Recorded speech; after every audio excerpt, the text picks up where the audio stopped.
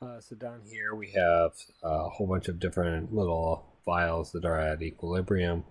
They have mixtures, and in them there's cobalt hexahydrate and cobalt chloride in ion form, and these each have a color. And so if there's more red than blue, it's going to look pink or red. If there's more blue than red, it's going to look blue. And if there's kind of an equilibrium, or not, I shouldn't say an equilibrium, but equal amounts, then we're going to get kind of a purple. And so when I look at this, these have been started with different amounts, and so they've reached equilibrium. It's been a long time, but we can tell that there's more of the red and there's more of the blue by looking at them.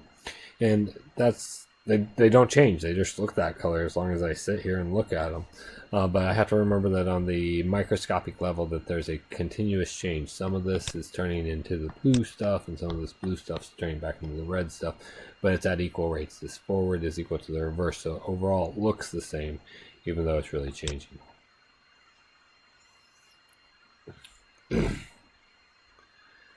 So depending on the color, you can predict what type of which one you have a larger concentration of. If it's red or pink, it's going to look more, there's going to be a higher concentration of this, and if it's blue, there's going to be a higher concentration of that. So an equilibrium constant doesn't tell you that there's the same amount of stuff. It just tells you that there's a set ratio.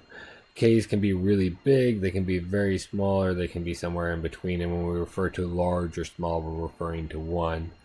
When we're referring, so, and that's like our breakoff.